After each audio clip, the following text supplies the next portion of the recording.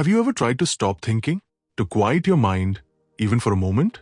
If you have, you've probably noticed something strange. The harder you try, the louder the thoughts become. It's like trying to hold a beach ball underwater. The more you push it down, the more it fights to rise back up. But why is this?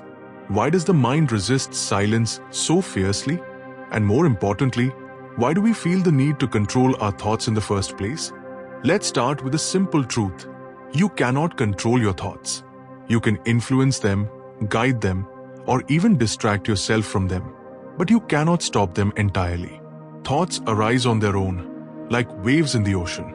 They come and go, driven by forces beyond your control. And yet, most of us spend our lives trying to manage this endless stream, trying to think the right thoughts, avoid the wrong ones, and keep our minds in some imagined state of perfect order.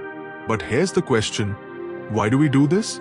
Why do we feel so compelled to control something that, by its very nature, is uncontrollable? The answer lies in a fundamental misunderstanding of how the mind works.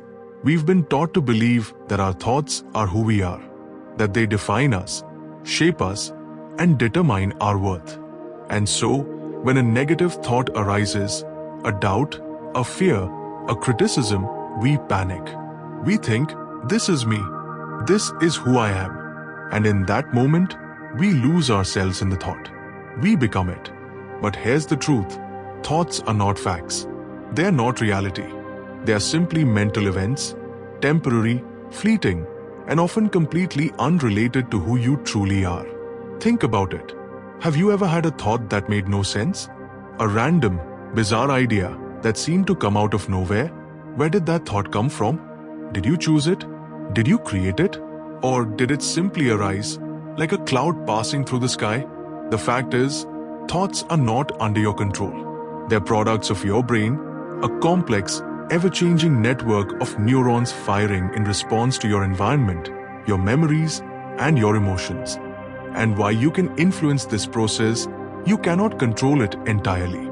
So, if thoughts are not under your control, why do we spend so much time and energy trying to manage them? The answer lies in a deeper, more subtle illusion, the illusion of control.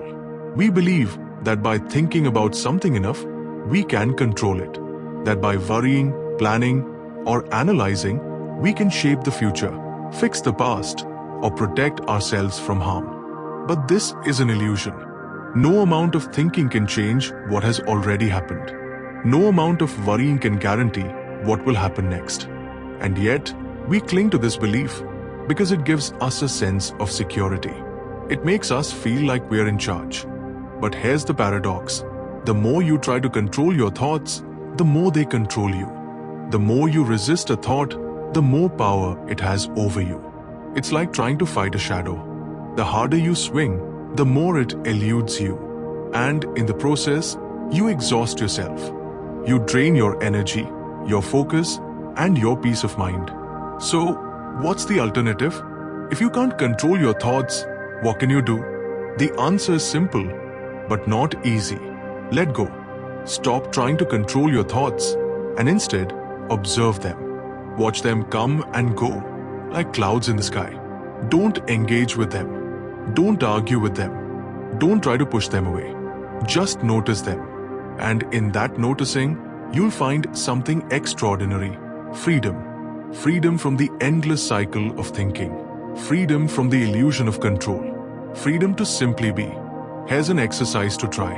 The next time a thought arises, whether it's a worry, a fear, or a doubt, don't engage with it. Don't try to change it or push it away. Instead, simply notice it. Say to yourself, oh, there's a thought. And then let it go. Imagine it as a leaf floating down a river. You don't need to grab it or stop it. You just need to watch it pass by. The more you practice this, the more you'll realize that thoughts are just thoughts. They're not you. They're not reality. They are simply mental events passing through the vast space of your awareness. As you begin to let go of the need to control your thoughts, something remarkable happens. The mind begins to quiet on its own, not because you forced it to, but because you've stopped feeding it with your attention. you've stopped giving it power. And in that space of stillness, you'll find something you've been searching for all along: peace. Not the peace that comes from controlling the world around you, but the peace that comes from letting go of the need to control anything at all. In the next episode, we'll explore how to deepen this sense of peace and uncover the true nature of the self. Until then, take a moment to simply observe your thoughts. Notice them without judgment, without resistance, and without the need to control them. And in that noticing, you'll find everything you've been looking for. Dr. Surendra, your friend, philosopher, and guide.